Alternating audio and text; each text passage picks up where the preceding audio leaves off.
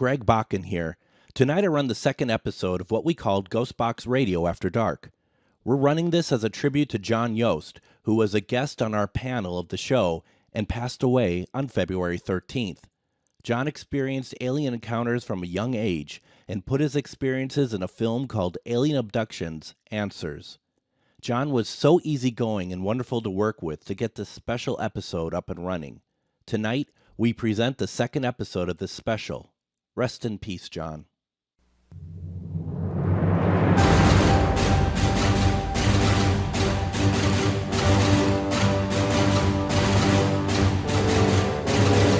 There are unexplained topics that just can't fit into an hour. Alien abduction, cryptozoology, demonic possession. We can't hide from these subjects. They must be talked about. They cannot be ignored. We are believers, and we can discuss them here. This is GhostBox Radio After Dark.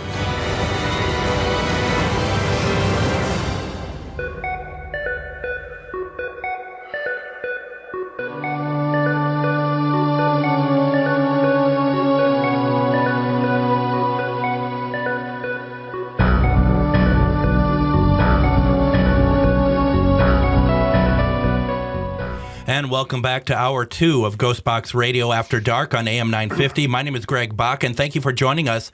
Our guests today have been John Yost, Char Savoy, John on the phone from Hudson as we talk about alien abductions, alien communication, and alien dreams. John from Hudson, I do apologize for cutting you off so quickly. We'll come back to that if there's more that we want to explore with that. But Mr. Yost, you've been very patient with us. There's been a lot of stories, but we want to make sure that we get to you and what's your story, and also take into some of your expertise in this area. I don't know about expertise. You're going to be very disappointed. First of all, I'd just like to say thank you again, Greg, for having me. I really appreciate it. Char, that was fascinating what you shared. And John on the phone, I thank you very much for your sharing as well. I know time is of the essence, so let me start. When I was 7 years old, and this is back in 1974, it was August, and it was very humid. And I'm a kid from Pennsylvania. And I, of course, was in my parents' home, and my parents were not wealthy. We didn't have air conditioning. It was very, very, very hot, and the windows were open. And I was awakened around 3 o'clock in the morning, right around there, to this kind of undulating hum. And I'm going to embarrass myself by imitating it. It was kind of like this. It was like that, like a drone. Mm-hmm. And I was, I'm a little kid. I'm ticked off. I'm trying to get some sleep. And this darn thing is waking me up. So I kind of rub the sleep from my eyes, and I go to the bathroom, and I'm in there for a while, and I'm pouring the water, and it's lasting a long time, and I don't understand why, but I turn off the water, and I go to open the bathroom door, and there, standing in the doorway, was, to my eyes, my 7-year-old eyes, a character I'd seen 1,000 times on television. There was a show back in the 70s called Ultraman. Yeah. And this was a Japanese television show, and Ultraman was this big silver giant with these almond eyes and kind of a round head, and he fought the monsters. And so I dug Ultraman. I wasn't afraid at all. I thought Ultraman was cool. But this Ultraman was a little different, because this Ultraman was as big as me. And I was the smallest kid in my class until high school. Mm-hmm. Yeah. So this was a tiny little Ultraman. Anyway, I wasn't afraid at all, and we got very, very close. And when I mean close, I mean like nose to nose. And then something happened that terrified me. I have explained this a million times like this. For people who have been on a shore of an ocean or a big lake, if you're standing near the water and the water comes up over your ankles, and as it goes back out, it starts to pull the sand and dirt from underneath your feet, and you feel like you're falling backwards. And that's what happened to me. And I didn't understand it. I'm a little boy, and I'm afraid. And I got terrified. And so I started flailing my arms like a drowning man. And I literally laid hands on this entity in front of me. Hmm. At that moment, there was this brilliant flash of light, and I saw all of this color surrounding me. It was green and blue and magenta and, yellow and all this. And I felt like I was moving, but I couldn't tell. And the lights were moving so fast, it was almost like I was on a carousel that was out of control or on a speeding bullet train. And I'm in the middle of this thing, and I'm scared to death, and I'm fighting for my life, I felt. And as I kind of come to get my grips on what's going on, something's happened. Like the room has slowed, and now I've kind of transported myself or interpolated with this character. No longer am I in the bathroom. Mm-hmm. This cat was in the bathroom, and he's looking out at me, and I'm in the hallway. And I'm completely confused by this, but I'm still fighting now because now I'm terrified of this guy, and I go to hit him. And as I do, I say he, I don't know it was a he. Sure. But he raised his hand and touched me on my left shoulder. And when he did, I felt this force hit me in the chest and the shoulder and literally knocked me backwards. It was almost like being in the ocean about waist deep, and a wave comes up and hits you, just knocks you down. Well, what happened was there were these hardwood stairs behind me.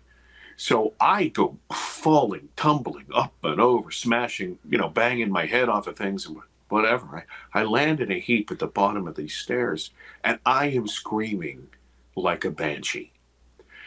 Well, my parents, they're on the first floor, and they come up running. They hear all the racket, right? It's in the middle of the night, and they're screaming. My father's saying, what the hell's going on, this sort of thing. And I'm screaming at the top of my lungs, Ultraman is upstairs. He's in my bedroom. He's upstairs. Yeah. My father, I'm sure he hears, intruder. He was a big guy, and he ran upstairs. And my mom is holding her son, and I'm just sobbing. I'm sobbing. After some time, my father's slamming doors upstairs, and he comes to the top of the stairs, and he looks really disgusted. He looks upset. He looks tired. He's mad at me for waking him up, and what's this racket? And there's nothing there, right? So, compounding the fear and the pain that I'm in, I also have shame at this point, right? Yeah. So my parents take me up, and they do what parents do. I'm sure you have children, so you understand this. So right. You show them under the bed, right? Mm-hmm. No, there's nothing there, right? You can look in the closet. There's nothing there. And so eventually they kind of calmed me down. My mom lays me down on the bed, and I don't know, maybe it was like all the adrenaline pumping through my body, but I just went into a coma. I was exhausted. And so I'm going to date myself here a little bit. The next morning I woke up, and I felt like I got beat up by a bully, but back in the 70s, I don't know, kids today, you can't get them off a sofa because they've got their screens and their phones. But back in the 70s, when I was a kid, it was August. It was summertime. You didn't go to school, so you grabbed a waffle and you ran outside. You played all day. Yeah. And then, your mom called you in for dinner. And this is the way life was then. So my mom calls me in, and I played all day, and she said, listen, you are disgusting. Because it was so humid outside, I was sweating all day. She said, we're going to get a bath before dinner. So she's wrestling with me, with my shirt. I'm a little boy. I don't want to take a shower. I don't want to take a bath. Anyway, she wrestles this shirt off, and she sees all these bruises and cuts all over me. And she gets to my shoulder, and she says, honey, what happened here? And I said, Mom, I'm looking around, and I said, Mom, I told you, Ultraman, And she looked, I have to say, she looked really sad.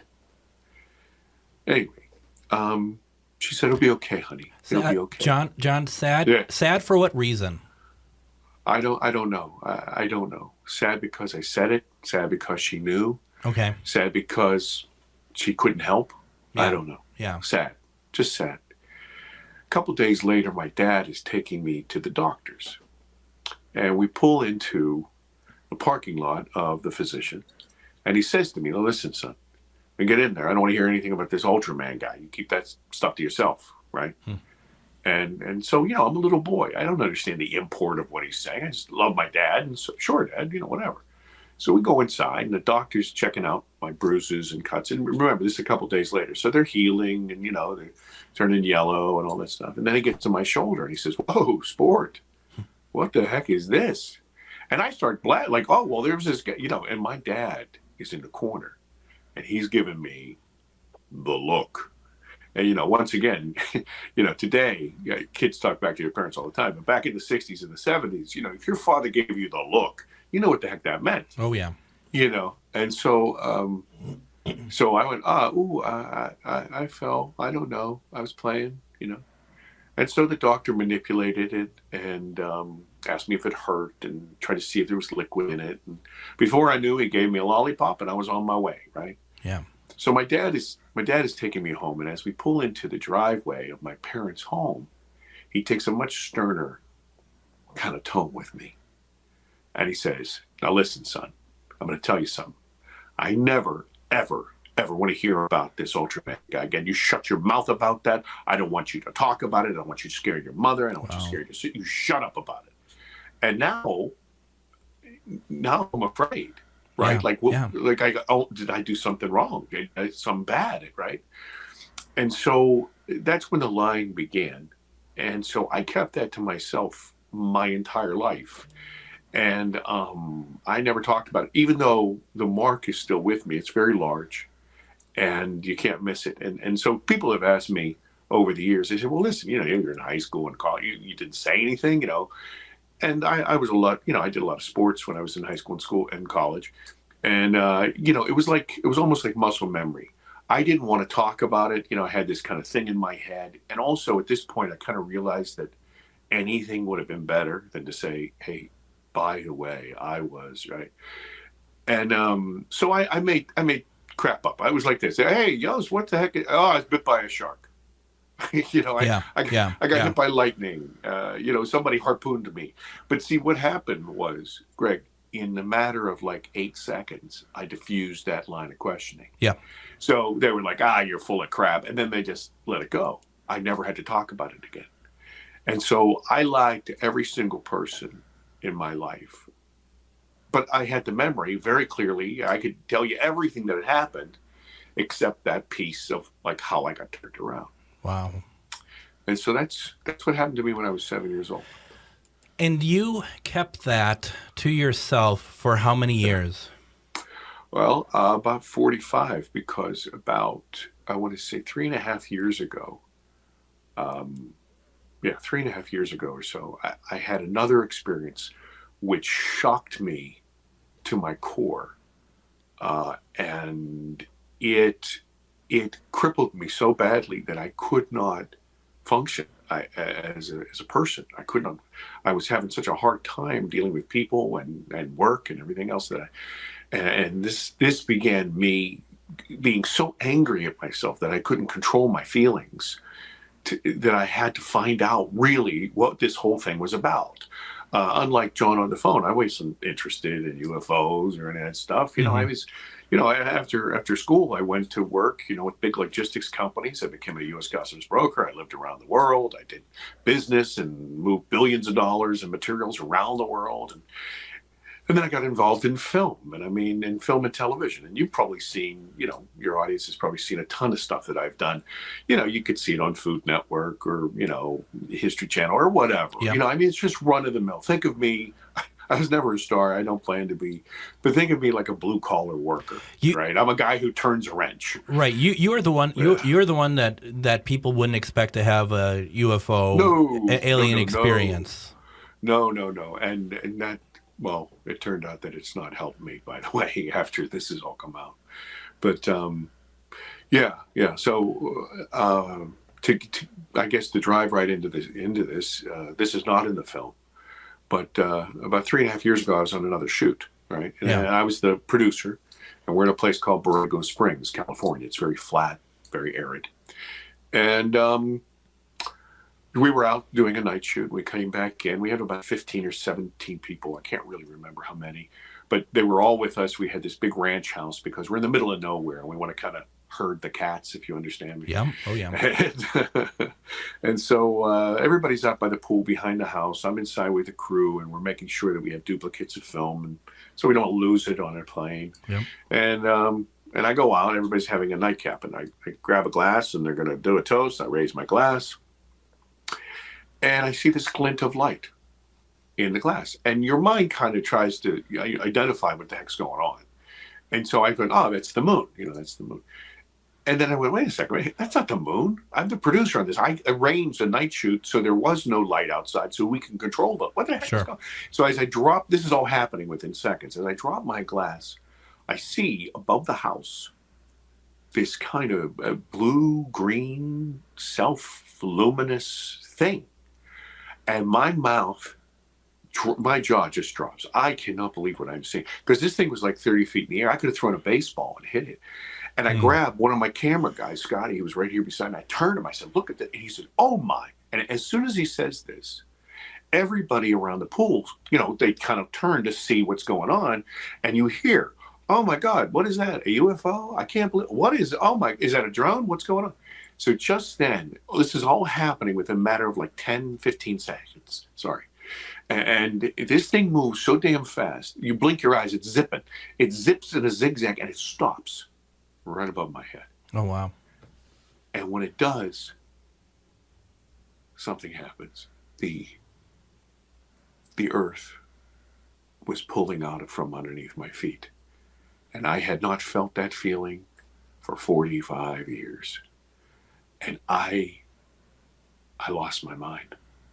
I started to shake internally. I don't know if you've ever been this sick or this cold where like your organs are shaking.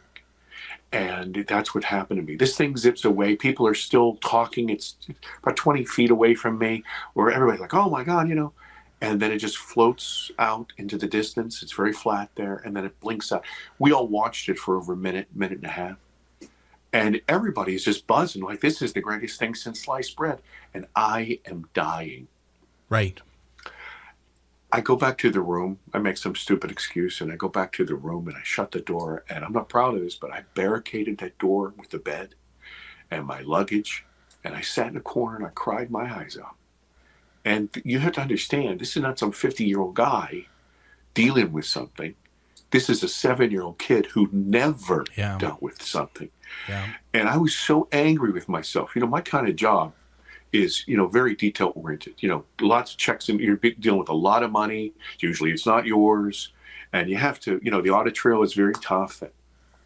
And I was angry that I could not control myself. I thought, you know this stuff. This happened to you when you're a kid. You know.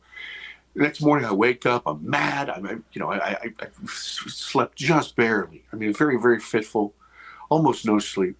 I hit the showers. I go out and grab a coffee. I'm going to walk outside. I'm going to kick butt today. And I can't go outside. I'm petrified of big sky. And I am petrified of that water. And I can't go outside. Now, remember I told you I was the smallest kid in my class until, today I'm about 6'3" and 270 pounds. I'm not really afraid of most things. People usually leave me alone, that sort of thing. Yeah. So me being afraid to walk outside is intolerable. And I'm seething angry with myself, but I cannot budge.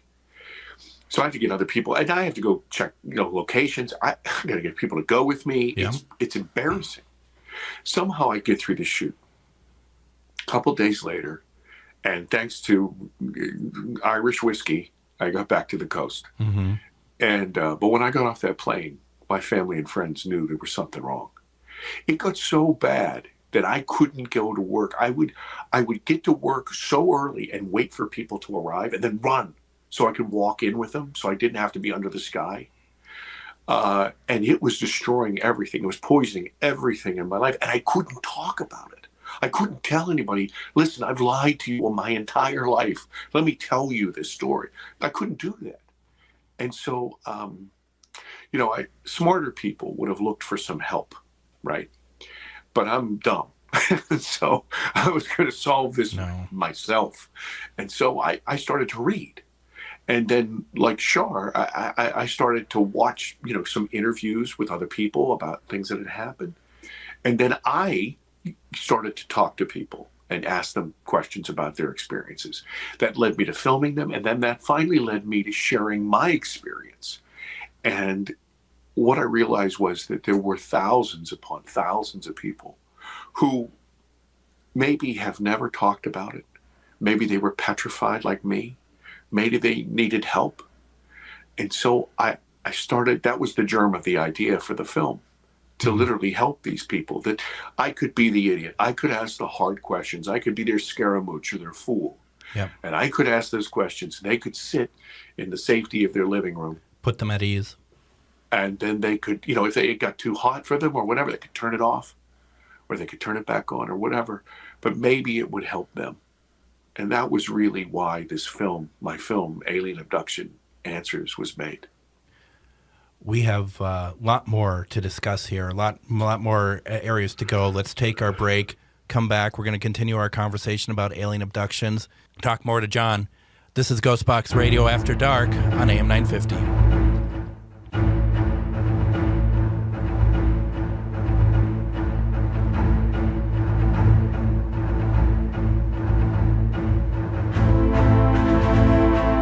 Welcome back to GhostBox Radio After Dark on AM 950. My name is Greg Bakun. Thank you for joining us. Our guests today are John Yost, Shar Savoy, and John on the phone.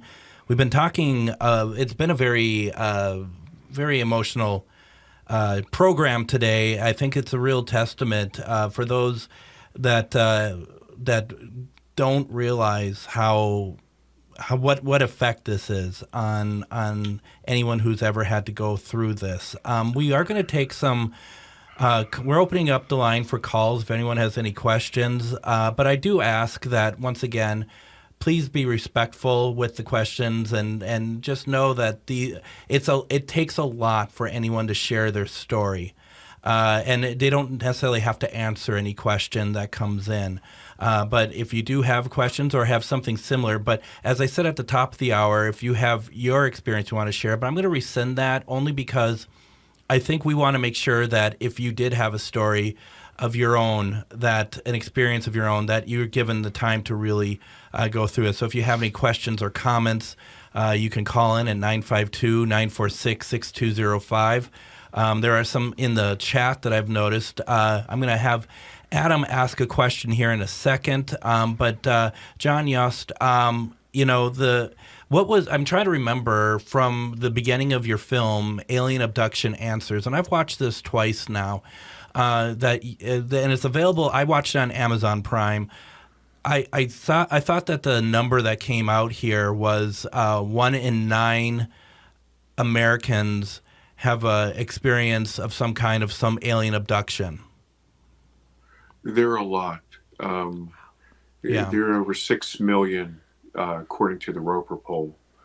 That's a lot of people, and those are just people that responded to the poll. I mean, literally, I've talked to people from around the world. There are millions and millions of folks that have had some experience with, let's say, other. Shar is a perfect example.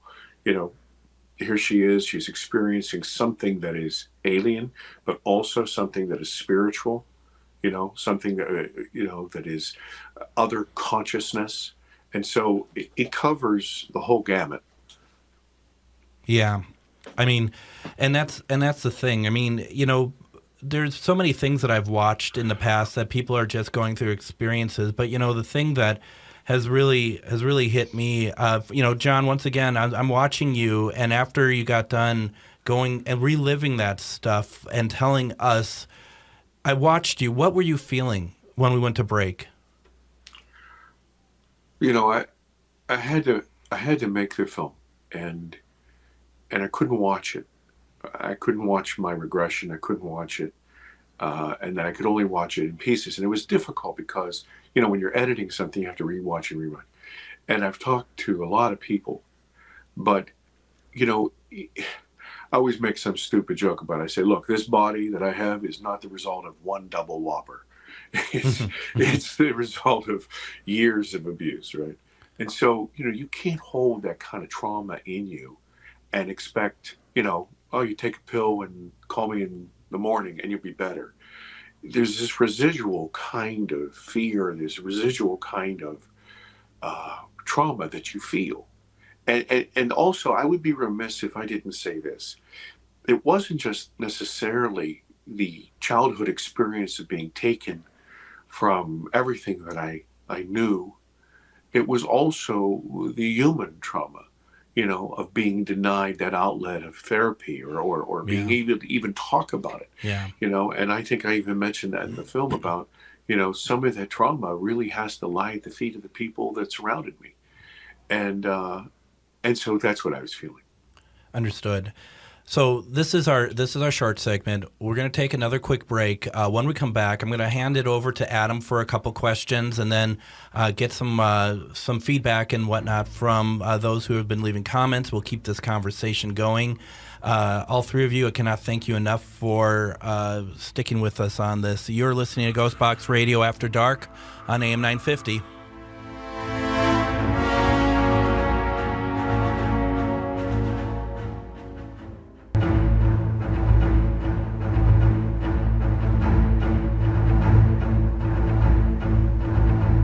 And we have a couple events that are coming up that I just want to talk about while we have you all with us. On June 3rd, Shar Savoy and I are going to be headlining over at Waverly Hills Sanatorium in Louisville, Kentucky, along with Denise and Ernie Pack. We're doing a day, a paranormal, what are we calling that? Workshop. Thank you. It's words are going away. This has been a heavy episode for sure, and I'm not even the one telling anything. We're doing a paranormal workshop. We're very excited to be a part of working with Denise and Ernie. All information. I mean, you're going to get fed. You're going to get to be able to walk around Waverly Hills. You're going to get. We're talking about what we're going to be talking. We're going to talk about what we're going to be talking about. And we are going to definitely have a great time, and we hope that you'll join us. To get tickets, to get information, go to therealwaverlyhills.com. And from there, you can go ahead and get tickets to our event on June 3rd. Very exciting. I'm super excited for that. Me too. Also, another event that we have coming up, Parafriends Events and Charvinity are doing in August, an event at the Haunted Anderson House in Wabasha, Minnesota.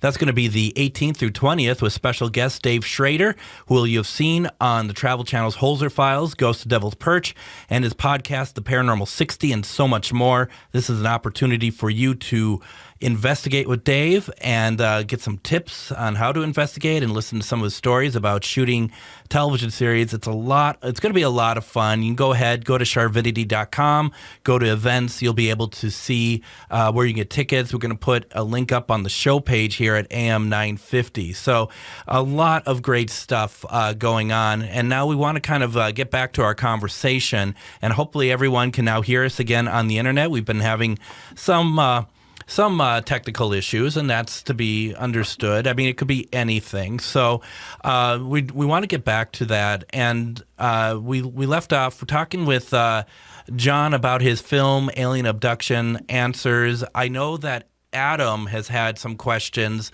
from everything that we've experienced so far. Adam, I'd like to hand over to you for whatever you'd like to discuss. Okay, well, the answer is really the question. I shouldn't say the answer. you got to have the question before the answer, Adam. I have no answers. Yeah.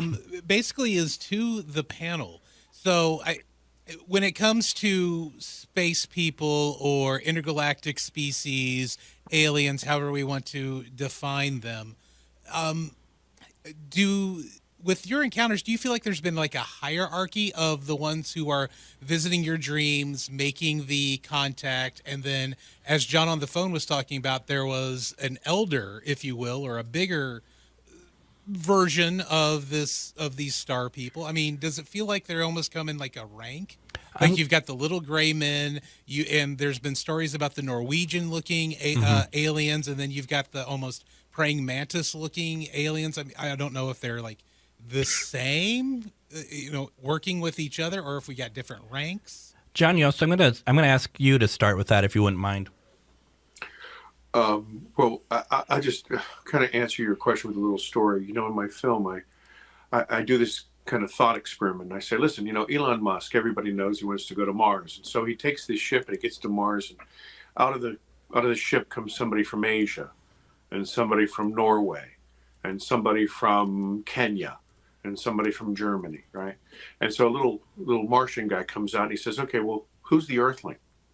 all of them look different. All of them have different backgrounds and different languages and, different evolution. And so the question is, okay, so who's in charge and what's in charge and who's the alien and who's the earthling? And, to them, we're the aliens, right? Yeah. And if you think about this is the poignant thing. That's one ship from one planet. If you think about the universe as being filled with life, there's absolutely no way to kind of tell, who, these are all Arcturians, or these are all, whatever, Greys, or these are all whatever. I would just say this, you have to stop thinking about this phenomena as something completely different than us. Yes, culturally, yes, but, look at us. We have rank. We have people who are in charge. We have people who are doing the worker bee stuff. So of course, in my particular experience, there was that sort of hierarchy. The entity that took me was more like an insectoid type of ant kind of thing. And then the overseers, if you were more similar to a Grey, but they had elongated faces. I remember as a little boy, I called them the horse faces or the horse heads because they had an extended jaw. So I know there's a long answer. I apologize. You're good. But that's just some thoughts about that. That's really interesting. Shar, do you have any thoughts? I guess I would have to agree with that too. I mean, just as much as we have different nationalities here, there's different, I don't want to say nationalities out there as well, and maybe regional variants, right? And maybe the only ones that we talk about, the ones we all hear, the Greys or whatever. Yeah. Maybe they're the only ones in this galaxy. Maybe another galaxy has something completely different. I don't know. John on the phone, what's your thought? Yeah, I totally agree with that as well. With my experience, what I have experienced, it was more similarity to a Grey, but more of a Norwegian. Kind of a blend? A blend, a mix. Yeah. A blend. Yeah. Very, very interesting. Now, John Yost, what do you think about? Do you believe without a doubt that these experiences are from other planets, or do you think there's any possibility of some kind of Earth time travel that might be some sort of Ouroboros or something? Yeah, I tend to think that we often try to define things, like I said, about our ego. We're just wired that way. We want to say, these are aliens or these are time travelers. I tend to think of things in buckets of experience. For example, humans have, we're kind of insulated. This morning you woke up and you pressed a button and you had magic coffee, right? And then you pressed another button and you could talk to anybody on the face of the planet on that little box in your hand. We kind of, are isolated from the real world. We live in our own kind of design matrix. So we don't really understand nature the way our ancestors did a couple hundred years ago, who were people of the land, who hunted and gathered. And so from the beginning of time, people talked about lights in the woods and little people and elves and all this other stuff. And that's the way they understood that type of, intelligence that was literally coexisting with us on the planet. But if you took a kid who only plays on his phone and took him out in the woods, he'd say, oh, that was an alien. Okay. Yeah. So because that's his mindset. So there's that bucket of experience. That Gaia itself, Earth itself, has its own sort of consciousness. There's something here besides us. The second bucket of consciousness, or the second bucket of experience, has got to be this. Look, there's tech that we have been exposed to that we don't know about. Yeah. Our government and other governments have had tech, and they admit it now. They kind of say, yeah, well, we did it because of national security or whatever. So there's that bucket. There's also a bucket that says, look, guess what? Nuts and bolts craft are coming from other places, and they're coming here. And you know what? I'll tell you something crazy. Guess what? We humans, we have satellites that go to every one of the planets in our own solar system. So we're visiting other planets. And you know what? We go there and we take measurements and we take pictures and we take all kinds of other things. And I'll tell you something. If we saw a 3-headed elk somewhere, we would come down in Black Hawk helicopters and we would tag it and watch its migration, because that's what we would do. Yeah. The reason we have a hard time with that is because our egos are so big that we're the top of the chain, right? Yeah. This can't happen to us. And then also there's this other experience, and Shar could probably really speak to this. There's this thing that people, and I never came up with this name, other people did. They call it like ultra-terrestrial or interterrestrial, this sort of thing, where either through tech or some sort of consciousness tech, they're literally able to push themselves into our experience, into our three-dimensional world, interact with us, and then pop out of existence with no trace. And I think what's happening is we try to say, okay, this is this, when meanwhile it could be a combination of those things, or it could just be, this is my experience, this is what I had, and you might have experienced something completely different. I laugh all the time. I listen to your weather. You're going to experience rain, right? So tomorrow when you call me and you say, hey, listen, it's raining, I could say, no, it's not, because here it's not. But that doesn't mean it's not raining where you are. Yeah. Right? Yeah, exactly. So we're all experiencing that. I know that's one thing. I'm an Irish guy, so that's all I do is talk. If we had whiskey, we'd be here for weeks. Oh my gosh! But, and I wish we did have whiskey. Adam, what else you got? Yeah. What else you got for us, Adam? Okay, so the other question goes. It's about the UAPs that were both seen by the Johns. John in his later life saw the ones with the lights. John on the phone had seen this like triangular one. The question goes out to both of them. Really, was it like a flat triangular, or was it like more of a pyramid triangular that apparently has been spotted over the last decade or so throughout the U.S. and Russia? So one that's either stacked, right, like stacked, like multiple floors. Like it looks like a pyramid, or one that's more flat that looks more like what are now being called the tic-tacky ships. John on the phone. Let's hear what you got. Mine was completely flat. I would say thick though, maybe 3-4 stories, but flat. Okay. And John Yost, what about you? Yeah, I didn't see a triangle. What it was is it almost was like an egg, almost like a pear almost.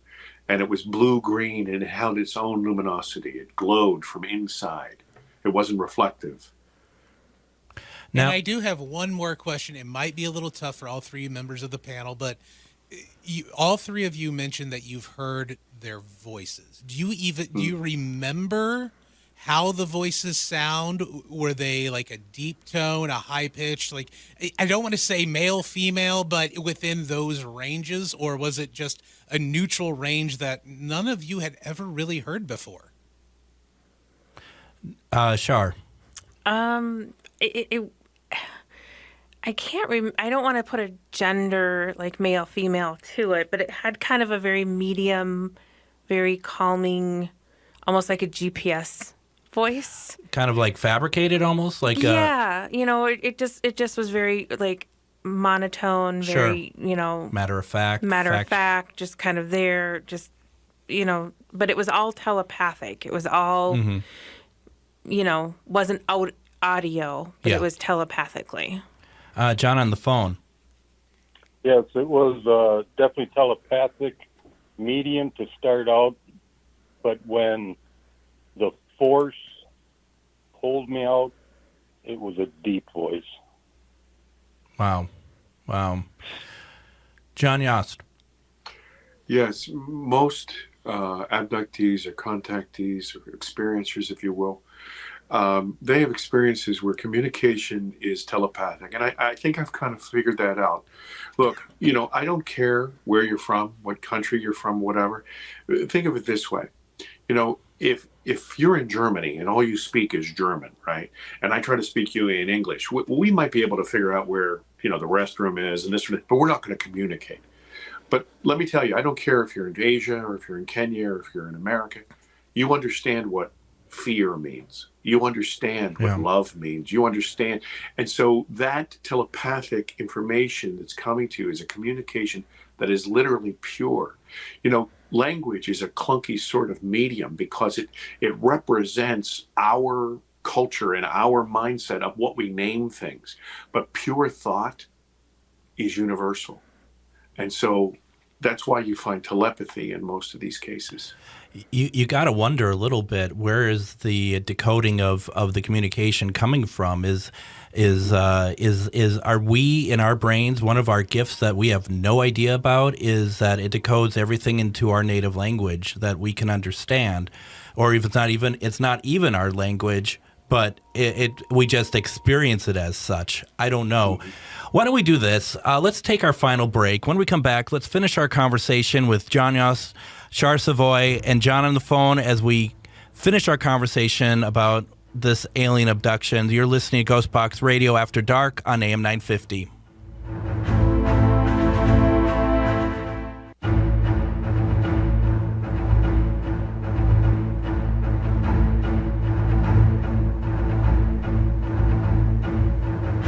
And join me tomorrow on GhostBox Radio with Greg Bakun as we replay our conversation with Matt Neen. Matt also had an incredible, unique UFO story that is not an abduction. In fact, I've never heard anything like that. Check it out tomorrow at 4:06 p.m. Central Standard Time. And then on the 16th of April, we'll be back with a live episode of GhostBox Radio with Greg Bakun as we have on Chris McKinnell. Chris is the co-founder of the Warren Legacy Foundation. This is a foundation that helps many people around the world with paranormal situations that they can't deal with on their own. It was also co-founded between Chris and Lorraine Warren. That's going to be Sunday, April 16th at 4:06 p.m. Central Standard Time. We have very little time left, so I'm going to ask everyone that we talk to talk a little bit quickly. But Shar, I said, I wonder where that message gets decoded, and as soon as we went to break, you said, I know. Yeah. So how does that work?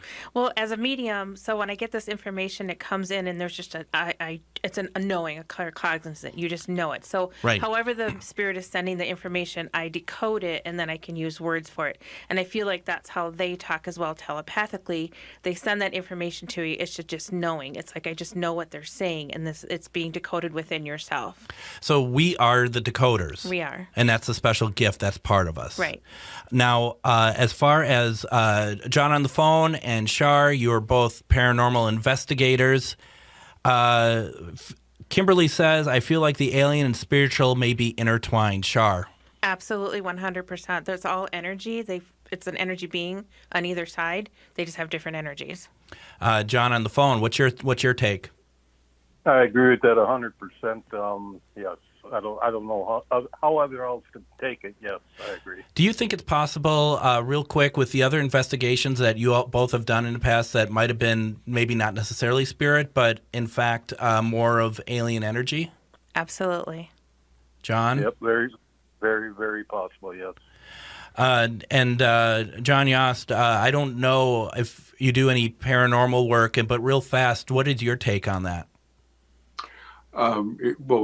It's a fact that everything is energy. Yep. It's just faster or slower. So I would have to agree with both of those investigators. I don't do any paranormal investigations, but just in the factual truth that everything is energy. Yes. So, John Yost, you've talked to a lot of people who've told their story. Do you have any sort of resources for people who want to share their story, that maybe want to feel a part of something, of people who have similar situations? Is there anything out there that you would recommend for people?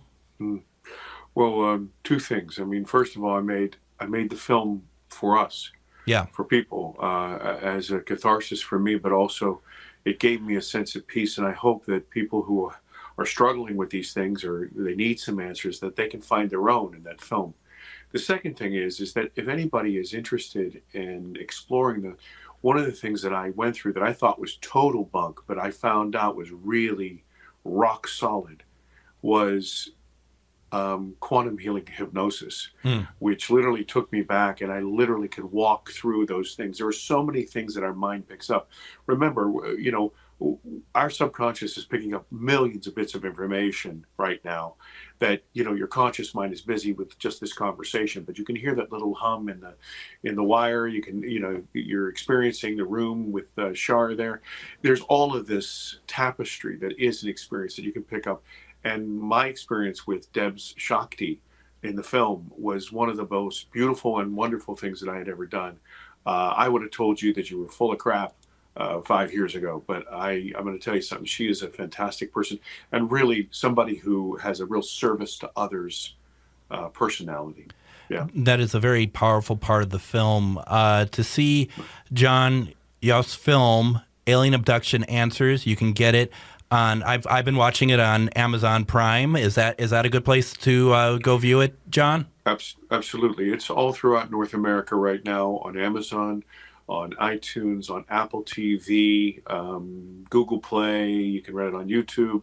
And then the 29th of this month, April, it will be international, so around the world. Congratulations. Thank you, sir. To get a reading from Shar, please go to sharvinity.com and also check out metamorphosisconnections.com. And thank you, Shar, for being on. Thank you for sharing something very personal like that. Thank you for having me. And John on the phone, thank you for sharing your experience with us. I hope that there's others who heard all of your stories, that they know that they're not alone. And Mr. Yost, I didn't thank you for being on. Thank you so much. I really appreciate it. I thank you guys for your time. I really appreciate you, Shar.